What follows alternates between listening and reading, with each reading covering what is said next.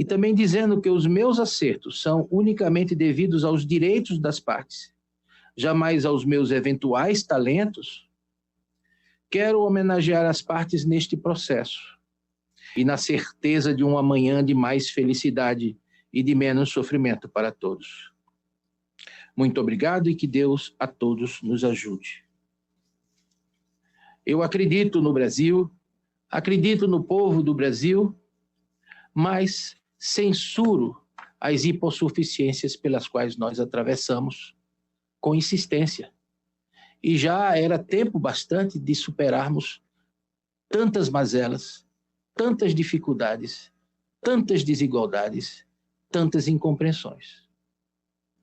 Nós lutamos ainda como se tivéssemos sido estabelecidos há poucos anos. Lutamos por encontrar uma identidade nacional. Dizem que somos miscigenados, mas uma miscigenação um tanto estranha, porque a miscigenação verdadeira mede-se na alteridade do agir, no amor com o qual nós não podemos fugir para com quem quer que seja, até mesmo aqueles que desgostam de nós. A esse sim, Santa Madre Teresa de Calcutá dizia, é a quem nós devemos tributar a maior carga de amor. Fui surpreendido, portanto, por uma evolução profissional supostamente tardia, mas apenas àqueles que, embora com os pés no chão, não olham o tempo inteiro para o alto, nem transcendem a própria efemeridade do existir. Também me recordo de outras agruras, como quando, sem saber ao certo como e o que decidir em certas causas de vulto e de autoindagação, simplesmente rezava, olhava para o crucificado e fechava o processo, literalmente. Depois de uma noite de sono, o que acontecia em todas essas ocasiões era impressionante. A resposta que no dia anterior me faltava já estava claramente delimitada na minha mente.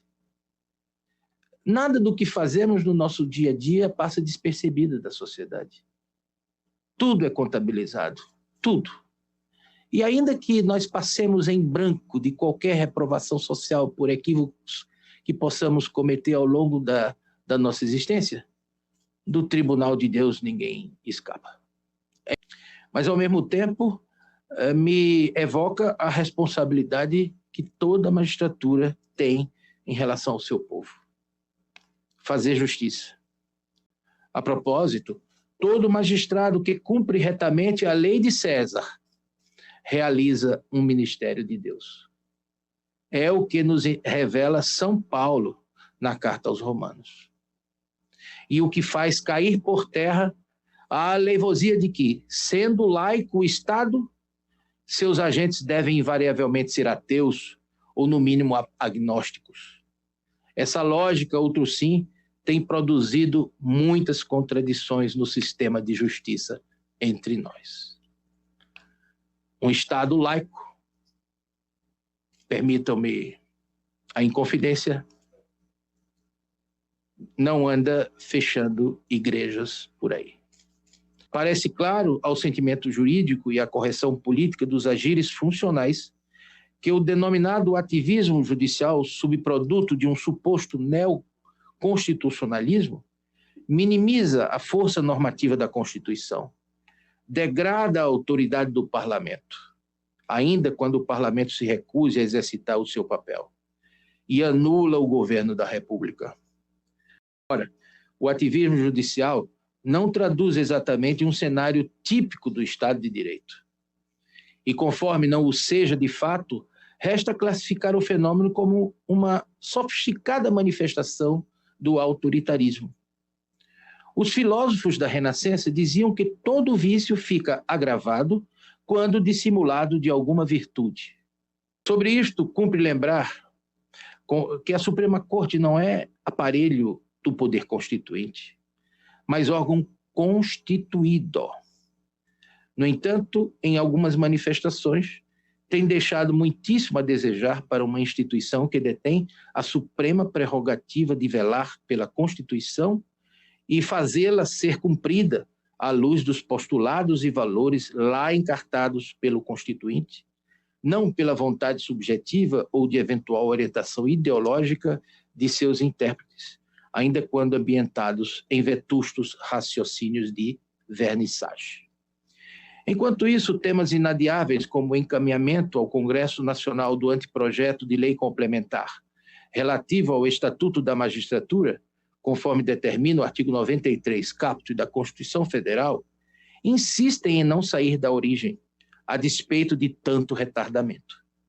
Acontece que uma tal inação institucional faz da magistratura a única carreira de Estado ainda não regulamentada à luz da Carta Política de 1988, mantida em pleno regime democrático no qual supomos nos encontrar, sob a disciplina de um diploma oriundo do autoritário pacote de abril de 1977, a Lei Orgânica da Magistratura Nacional, denominada LOMAN.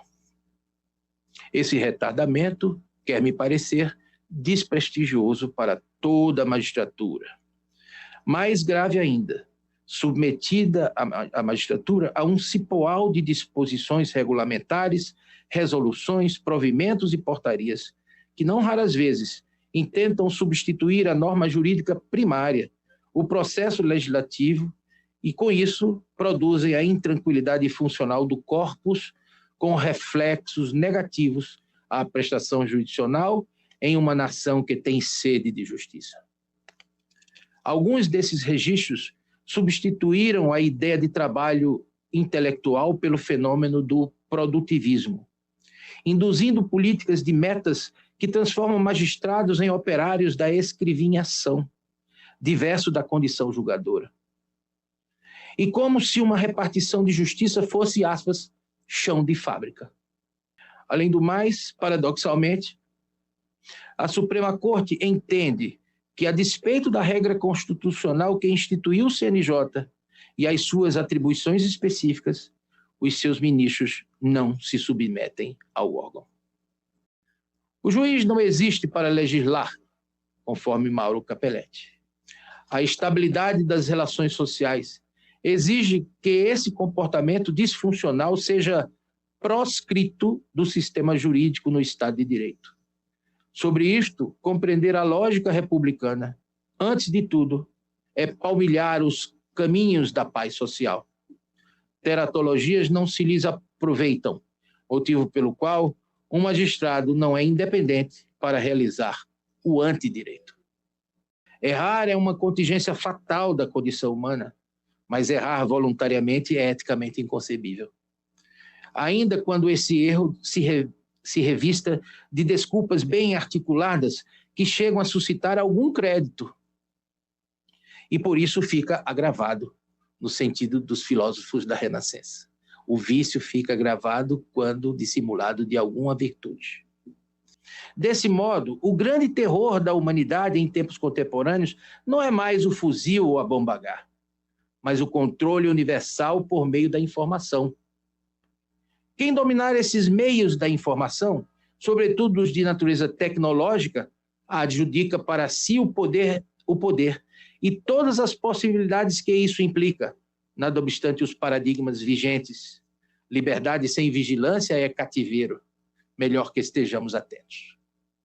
A intangibilidade ascética do jurista é o seu mais genuíno predicado profissional, do qual depende a vida, a liberdade e o patrimônio de milhões de semelhantes. Julgar é sempre uma atitude tremenda, a qual não raro impele o magistrado a algum drama humano, demasiado humano, que se lhe acometa. A humanidade do juiz não é, entretanto, diversa da humanidade das partes. O que lhe reserva medida de autoridade é a relação de competência estatuída em norma jurídica. O que passar disso é arbítrio. Em relação às novas e às futuras gerações, fazer-lhes confiar que é bom ser bom e que vale muito a pena ser justo. Esse é um compromisso civilizatório indeclinável, eis que não há outro caminho para a paz social.